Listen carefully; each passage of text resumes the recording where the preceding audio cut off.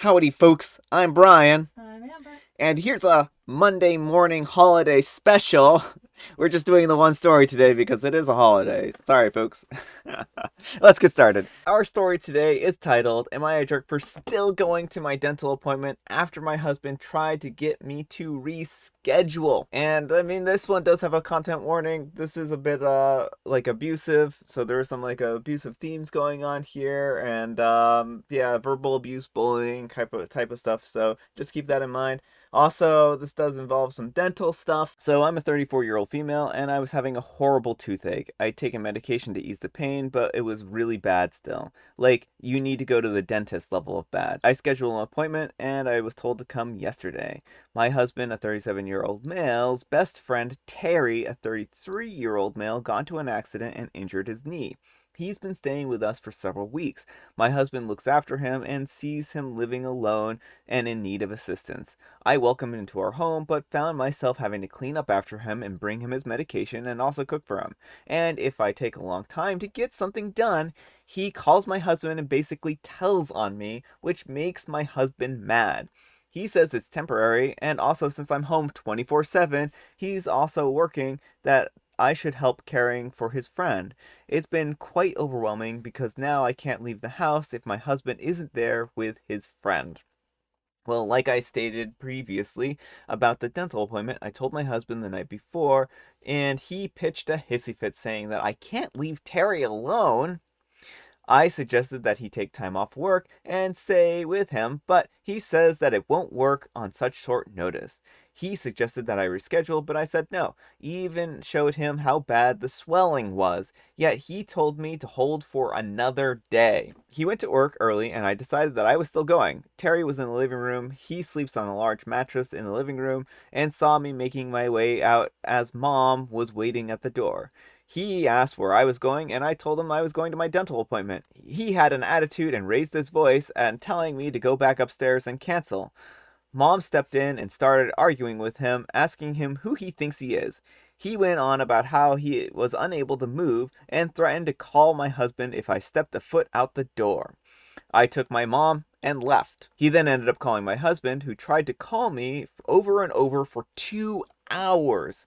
So I turned my phone off. Instead of returning home, I went to stay with my mom because I was in tremendous pain, and my husband started yelling at me, calling me stubborn for still going after he told me to reschedule, and irresponsible for leaving his injured friend home alone. Mom told him off, which escalated the argument between us. He's now currently staying at home along with his friend while constantly pressuring me to stop hiding behind Mom and come deal with the results of having him leave his job for hours after I blindsided him and went against his wishes. Alright, folks, what do you think? Jerk or not the jerk? Not the jerk, but stay at Mom's house. Do Yeah, not go back. OP, do not go home. Stay with your mom.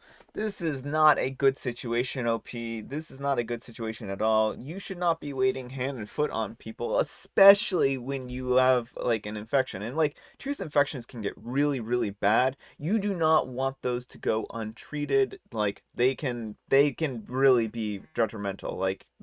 So do not if you have a dental problem like this, do not wait an extra day. Go to the dentist and get it taken care of, right? Like that's the key thing I want people to know is do not let these dental problems go untreated. They can cause some really serious things. So, yeah. As for your husband and his friend, I mean, like I can certainly understand if your friend has a hard time getting around and that's probably very frustrating for him. But it sounds like from the comments I've read a few of these, he has crutches and it doesn't sound like he's completely immobile. So if he does have crutches and he's able to move around a little bit, then it's not like you have to be there 24 hours a day, 7 days a week monitoring his health. And it sounds like you were more than willing to help him out until he started becoming a giant pain in the butt. And it seems like your husband is putting his health over your health, which is not a good thing to do in a relationship, right? This is just a tremendously bad situation for you, OP. Stay at your mom's house. Do not go back until Terry is not there, and maybe don't go back after that either. Anyhow, take care and good luck. There's a content warning on this comment. It does involve death. Not the jerk. The complete lack of respect both these men have for you is breathtaking. A grown man tattling about not being served fast enough, and your husband takes his side? I know people hate the Reddit tells people to divorce trope, but this situation shows such a fundamental lack of care and respect to you. It tells you everything about his character and the character of someone he's chosen as his best friend. I don't see how you come back from this. Mm-hmm.